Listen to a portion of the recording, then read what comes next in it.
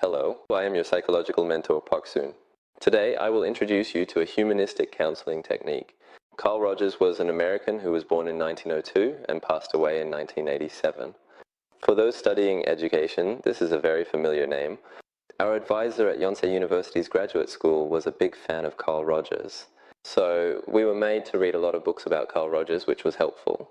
Carl Rogers is considered someone from whom all counselors can learn the mindset of a counselor. When starting any counseling, so many people study him extensively. Carl Rogers believed that, in his theory, human beings have a tendency towards self-actualization. The tendency towards self-actualization means that if humans are not harmed, they have an inner force that drives them to make themselves better.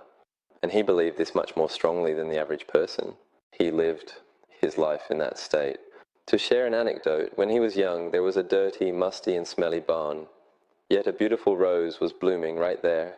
Young Carl Rogers saw that even with the bare minimum of soil and light, as long as the basic conditions were met, such a beautiful flower could bloom.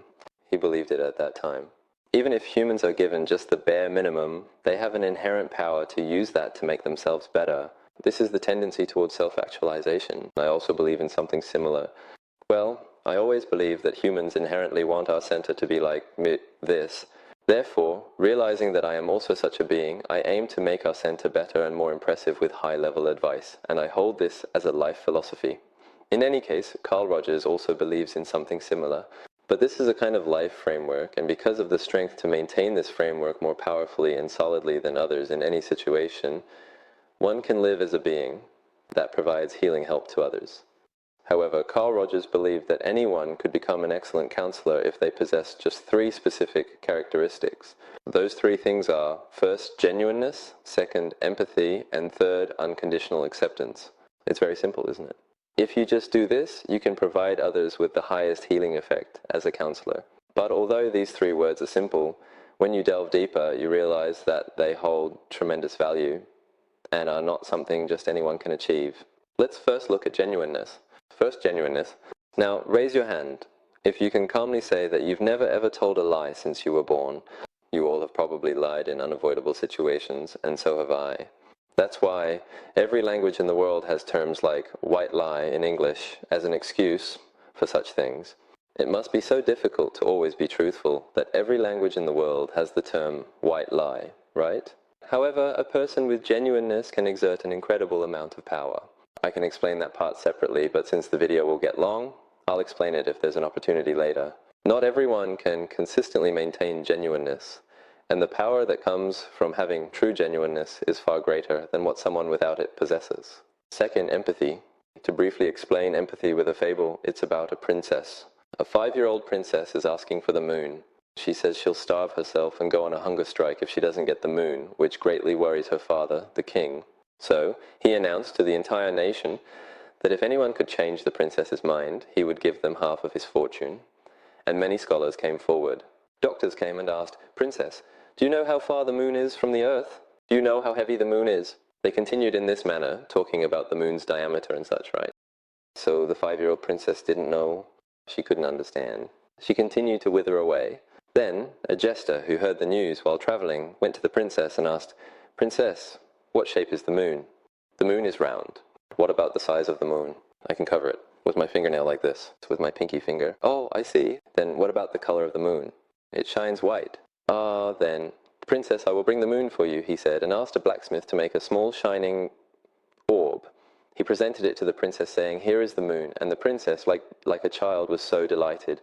"But today is the day of the full moon, so, Princess, what if the full moon rises tonight?" Feeling a bit anxious, he asked her quietly, and the princess replied, "Just like when you pull a tooth, a new one grows since you brought me the moon. Even if a new moon rises tonight, ah ha ha." I was debating whether to do this or not, but everyone please just laugh. I don't care. With Aaron's laughter, it just ended. As a happy ending, that's it. Therefore, empathy is not about constantly imposing your own values and perceptions on others, but about fully entering the other person's perception system and feeling it. But that's not easy at all. It's like the saying that a frog doesn't remember its tadpole days. There are many terms like eye-level education, but in reality, there are few adults who can actually provide education at eye level. Only those who continuously engrave such values in their hearts can empathize with children and those who need empathy. I think we need to make an effort. I'm also lacking a bit.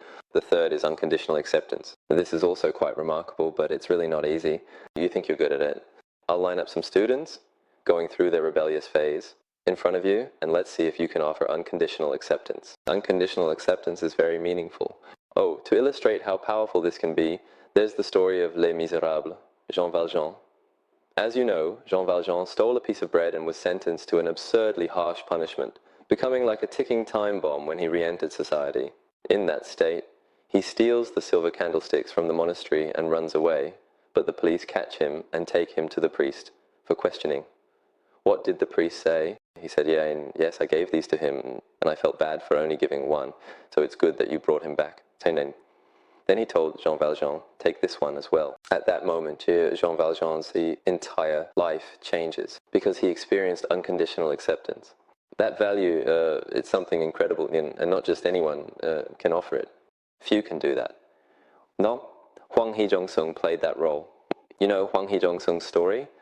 The servants were arguing, and after hearing you, I realized your words are also right. When listening to the other servant, I I realized your words are also right. Then the wife, watching, said, Sir, you agreed with both sides, so who is actually right? And when she said that, after listening to you, I realized your words are also right.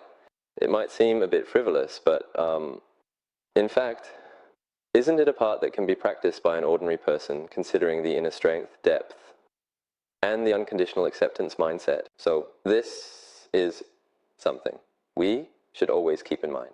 Sincerity.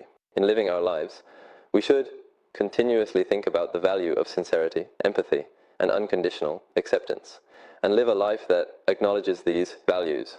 Only then can we truly utilize them, and because of that, both our lives and the lives of those around us can be happier. This video was made to reflect on that. We must always strive. It seems like nothing comes for free. If you enjoyed the video, please subscribe, and set up notifications. All right, then I'll see you next time with a better video. Everyone, stay strong. Thank you.